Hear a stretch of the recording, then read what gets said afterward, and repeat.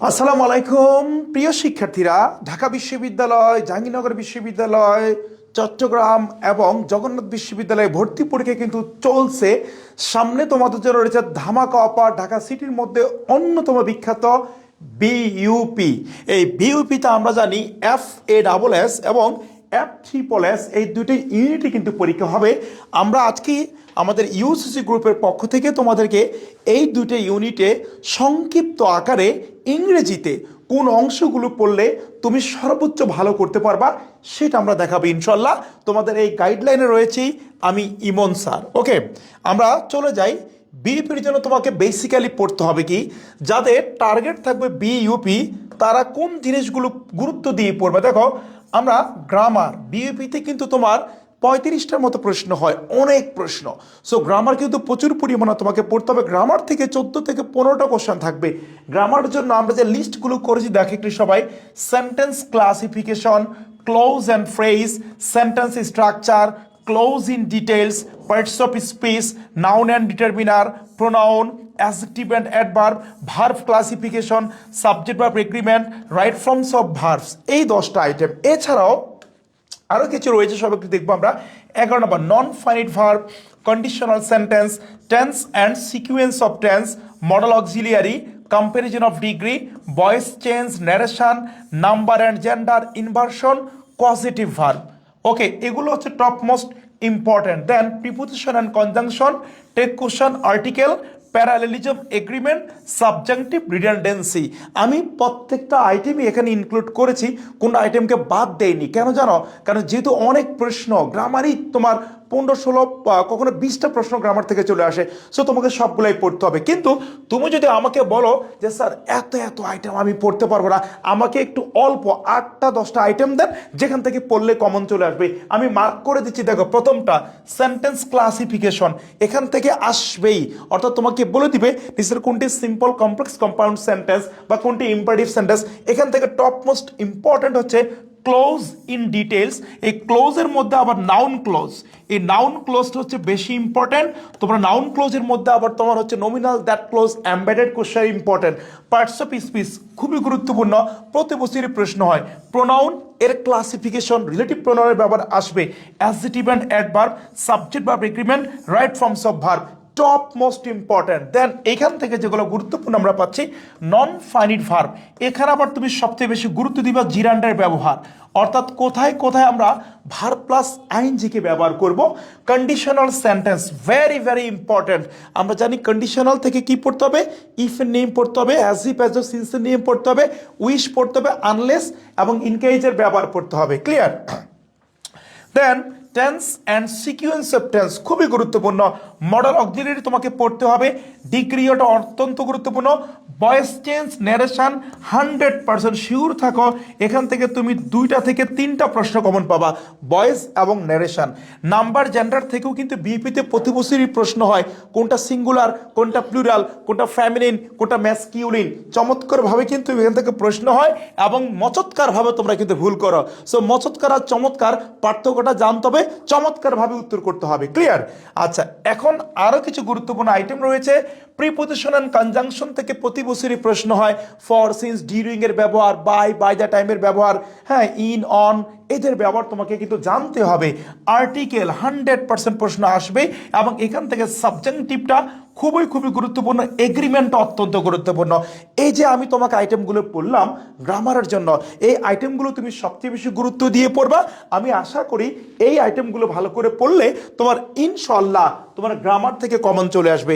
এবার চলে যাই আমরা মুখস্থ অংশ, মেমোরাইজিং পার্ট। আমাকে কি পড়তে হবে ভাইয়া? মেমোরাইজিং তোমাকে সবই পড়তে হবে। তোমাকে পড়তে হবে সিনোনিয়াম, অ্যান্টোনিয়াম মাস্ট আসবেই। প্রিপোজিশন তোমাকে পড়তে হবে, স্পেলিং তোমাকে পড়তে হবে, ফ্রেজাল ইডিয়মস পড়তে হবে, গ্রুপ ভার্ব পড়তে হবে, অ্যানালজি পড়তে হবে, ওয়ান ওয়ার্ড সাবস্টিটিউট পড়তে হবে, ট্রান্সলেশনও পড়তে হবে। ওই যে তোমাকে আমি একটা কথা বলেছিলাম, এখানে 35টা প্রশ্ন, প্রচুর প্রশ্ন।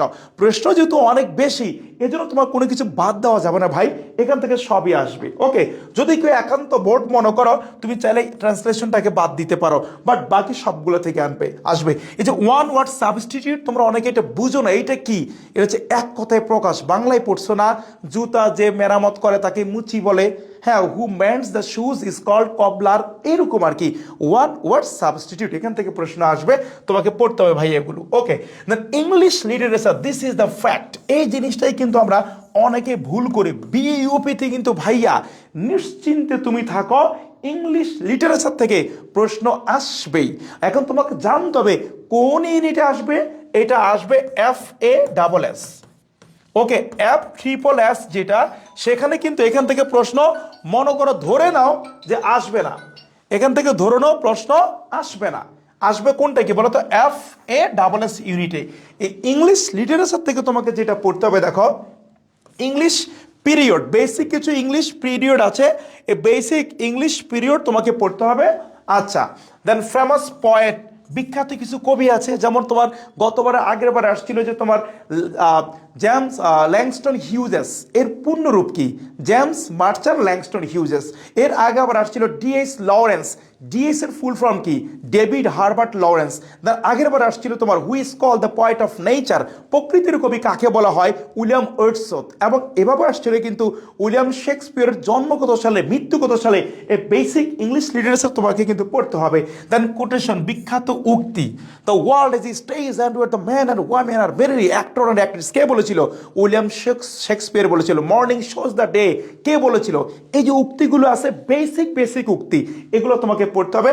এবং মোস্ট ইম্পর্ট্যান্ট আদার লিটারারি ওয়ার্ডস, অনেক গুরুত্বপূর্ণ সাহিত্যিক কিছু কাজ আছে, যেমন তোমাকে যদি বলি আমি গীতাঞ্জলি, এই গীতাঞ্জলি কাব্যের ইংরেজি অনুবাদ কে করেছে, গীতাঞ্জলি কাব্য লিখেছে রবি ঠাকুর, ইংরেজি অনুবাদের সাথে একজন বিখ্যাত ব্যক্তি জড়িত, যার নাম হচ্ছে WB Yeats, William Butler Yeats. এখন যদি প্রশ্ন করা হয় গীতাঞ্জলি কে লিখেছে, রবি ঠাকুর, গীতাঞ্জলি ইংরেজি অনুবাদ কে করেছে, WB ইয়ার্স না, ইংরেজি অনুবাদ রবি ঠাকুর নিজে করেছেন, কিন্তু ইংরেজি অনুবাদের ভূমিকা লিখেছেন WB ইয়ার্স। এই যে বিখ্যাত কাজগুলো, এগুলো তোমাকে জানতে হবে। নকশিকাতার মাঠ লিখেছেন জসিমউদ্দিন, কিন্তু ইংরেজি অনুবাদ কে করেছিল, এটা তোমাকে জানতে হবে, মিলফোর্ড, এবং নাম ছিল দ্য এমব্রয়ডার্ড কুইল্ট। ব্যাপারটা কি বুঝতে পেরেছি, এই the field of embroidered quilt.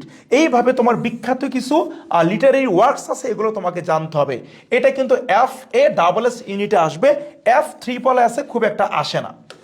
আচ্ছা, টেক্সট বুক অত্যন্ত গুরুত্বপূর্ণ। দেখো, একটা হচ্ছে লিটারারি টার্মস, সেটা কিন্তু আলাদা বিষয়, এটা হলো সাহিত্য থেকে, আর এটা হলো টেক্সট বুক থেকে। টেক্সট বুক থেকে তোমাকে ফ্রোজ, গদ্যগুলো পড়তে হবে, পয়েমস পড়তে হবে। এই ফ্রোজ থেকে কিভাবে প্রশ্ন হয়, যেমন এর আগের বার আসছিল which of the following is not an etiquette of dining table, অর্থাৎ ডাইনিং টেবিলের যেটা এটিকেট নয়, শিষ্টাচার নয়। আবার আসে কোনটি ভার্বাল বুলিং নয়, কোনটি সাইকোলজিক্যাল বুলিং নয়, কোনটি মেন্টাল বুলিং নয়, এটা টেক্সট বুক থেকে না।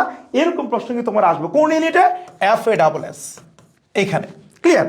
সেম ভাবে পয়েমস থেকে আসবে, হু রুটস দ্য, মনে করো শি ওয়াকড ইন বিউটি, কে লিখেছে এটা, ড্রিমস কবিতা কে লিখেছে, দ্য স্কুল বয় কবিতায় কাকে নিয়ে লেখা হয়েছে, এখান থেকে প্রশ্ন আসবে FASS। তবে FSSS যে আসে না তা না, খুব কম, কখনো একটা, কখনো দুইটা, কখনো আসেই না, বাট এখানে আসবে দুইটা তিনটা করে, নিশ্চিত থাকো, 5, 10, 20টা বা 4টা 5টা 7টাও আসতে পারে। দ্য লিটারারি টার্মস 100% আসবে কোথায় বলো তো, এই যে FASS, এখানে পড়তে হবে সিমিলি, পড়তে হবে metaphor, hyperbole, exaggeration, personification, oxymoron, এগুলো মাস্ট তোমার আসবেই, প্রতি বছরই আসছে, দাবি তো আসছে, তোমাদের বিইপি তো আসছে। সো এটা ভালো করে পড়তে হবে। আমরা সময় পেলে অবশ্যই এই লিটারারি টার্মসের উপরে ক্লাস নেওয়ার চেষ্টা করবো ইনশাল্লাহ। এবার চলে আসে আমরা প্রিভিয়াস ইয়ার্স কোশ্চেন কোনগুলা পড়বো। বিইপির জন্য তোমাকে পড়তে হবে বিগত বছরের বিইপির প্রশ্ন পড়তে হবে মাস্ট, অ্যাটলিস্ট 10 বছরের। একই সাথে ঢাকা বিশ্ববিদ্যালয়ের বিগত 10 বছরের প্রশ্ন পড়তে হবে। একই সাথে BCS প্রিলিমিনারি, আমরা জানি BCS 3 ভাবে হয়, প্রিলি, রিটেন, ভাইবা। প্রিলিমিনারির 10ম BCS থেকে এই পর্যন্ত যা হয়েছে 48 বা 49, এই যা হয়ে থাকে সবগুলোর প্রিলির কোশ্চেন তোমাকে পড়ে ফেলতে হবে। যদি না পড়ো তুমি পিছনে পড়ে যাবে। এইগুলো যদি তুমি পড়ো, আমি তোমাকে ইমন স্যার গ্যারান্টি দিচ্ছি, তুমি বিইপির ইংরেজি প্রশ্ন যা আসবে তার নিশ্চিন্তে তুমি 60% কমন পেয়ে যাবে, শুধু এগুলো যদি ভালো করে পড়তে পারো। আর একটা গুরুত্বপূর্ণ হচ্ছে কম্প্রিহেনশন বা প্যাসেজ, এটা ভাইয়া আসবে মাস্ট। তবে এটা শুধুমাত্র FSSS আসবে, যারা FASS এক্সাম দিবা তাদের কম্প্রিহেনশন বা প্যাসেজ আসবে না। তাহলে ইনশাল্লাহ দেখাবে তোমাদের সাথে আবার নেক্সট ক্লাসে। থ্যাংক ইউ ভেরি মাচ, সবার পরীক্ষা ভালো হোক, আল্লাহ হাফেজ।